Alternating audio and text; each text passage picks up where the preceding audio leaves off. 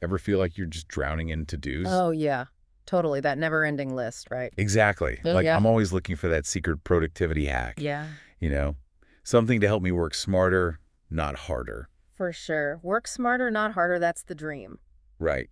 So that's what brought us to this deep dive into the 80-20 rule. The Pareto principle, classic. Yeah, the Pareto principle, I've heard it can, like, unlock some crazy efficiency.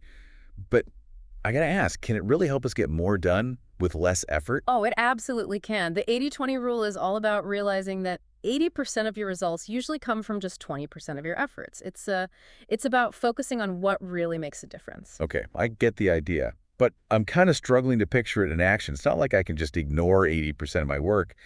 How do we even figure out that crucial 20%? Well, it starts with looking inward, a bit of self-reflection. Try tracking your time for a week, noting down everything you do each day. Then you can analyze it, see which tasks consistently give you the biggest wins. Those are likely part of your 20%. Hmm, interesting. So like maybe 80% of my sales come from just a handful of clients. Exactly. Or maybe a couple of super focused work sessions get you way further than hours of just kind of bouncing around. Okay, I'm seeing how this could work at work. But what about life outside of work? Does the 80-20 rule apply there too? Oh, totally. Think about your relationships. You probably have a small group of friends or family who bring you the most joy and support, right? Yeah, absolutely. Or maybe a couple of hobbies that really recharge you. That could be part of your personal 20%. Prioritize those, and you'll boost your well being and happiness. Wow, this is making me rethink my whole approach. But even if we find our 20%, there's still that other 80% hanging around. What do we do with those tasks? That's where delegating, automating, and even eliminating come in. Could you delegate some of those less impactful tasks to someone else? Or maybe automate them with tech? You mean like using task management apps or those outsourcing platforms like Fiverr? Exactly. Think about all those repetitive emails or data entry tasks that could be streamlined with the right tools. And then there's the stuff that's truly unnecessary. Be ruthless and cut it out. I love a good efficiency hack. But I have to admit, letting go of control kind of makes me anxious. What if things slip through the cracks? I hear you, but that's why you delegate strategically. Choose the right people and tools for the job. Start small, delegate a few low-risk tasks, and build from there. The goal is to free up your time and mental energy so you can really focus on your high-impact 20%. Makes sense. This is all starting to click. But how do we stay focused on the big picture when we're caught up in the day-to-day?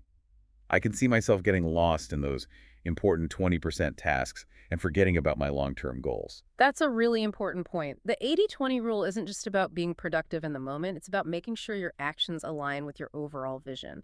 Even when you're tackling those high-impact tasks, keep asking yourself, does this actually help me reach my long-term goals? So it's like the 80-20 rule is our compass.